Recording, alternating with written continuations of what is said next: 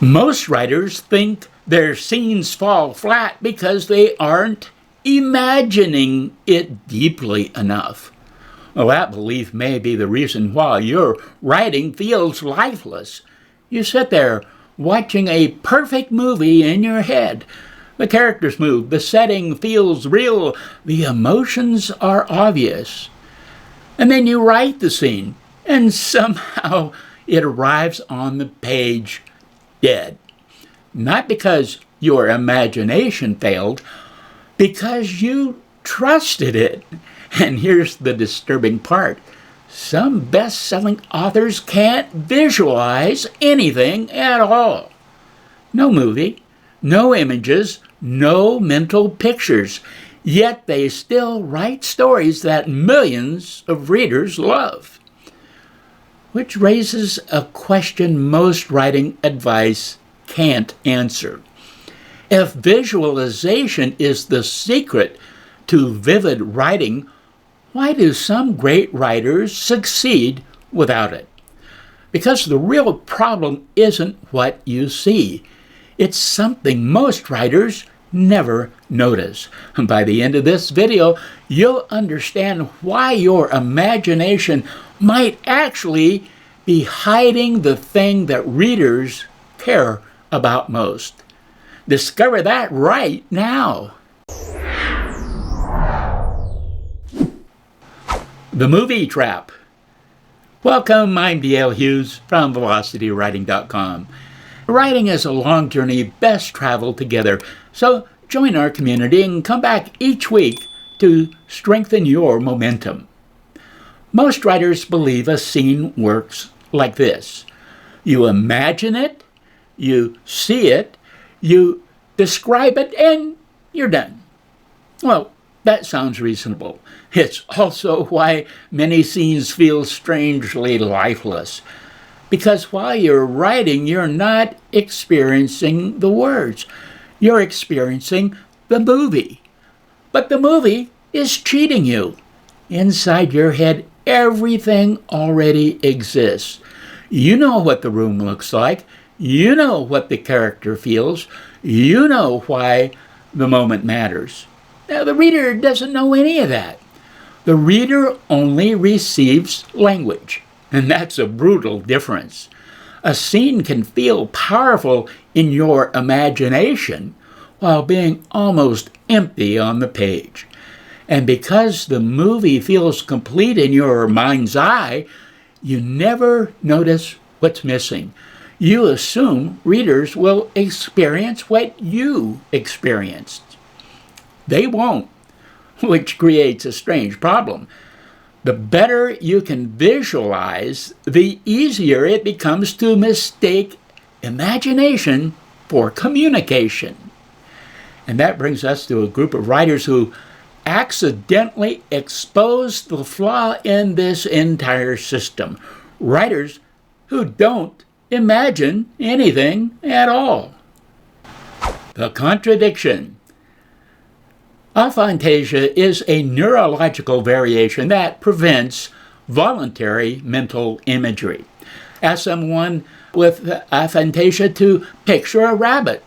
Nothing appears. No color, no shape, no image, just the concept. At first, that sounds like a massive disadvantage. How could someone write fiction without seeing the story? But that's where the contradiction appears, because several successful authors have discussed having aphantasia, including John Green and Mark Lawrence, which means visualization can't be the whole story, because these writers are clearly building something readers connect with.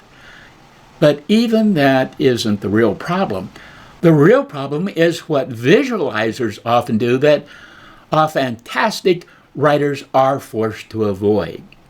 Imagine two writers working on the same scene. One sees every detail. The curtains, the shadows, the scratches on the table. The room plays like a film. The second writer sees none of it. No picture whatsoever. So the second writer asks different questions. Who wants something? What's changing? Why does this moment matter? Strangely enough, that second question is often closer to what readers actually experience, because readers don't remember wallpaper. They remember tension. They remember fear. They remember desire. And that's where the conversation suddenly becomes uncomfortable. What readers actually buy? Here's the problem. Many writers believe they're creating experiences. What they're often creating are descriptions. They're trying to transfer an image. Well, readers aren't purchasing an image. They're purchasing meaning. And that's why you can read a scene with almost no visual detail and still feel devastated. Or read a page full of beautiful description and feel absolutely nothing. The image was never the product. The experience was. Writers with aphantasia accidentally reveal this because they can't rely on internal pictures. They often build stories through relationships, conflict, cause and effect, emotional movement, the machinery underneath the image. And that's the part readers actually interact with. The words don't deliver your imagination. The words create the reader's imagination. Those are completely different processes. Suddenly the question changes. It's no longer, can you visualize, but can you create an emotional experience? That's the skill. That's always been the skill. And once you see that, a lot of writer insecurity starts falling apart, because writing has never been a visualization contest. It's been a meaning contest. The 3 questions.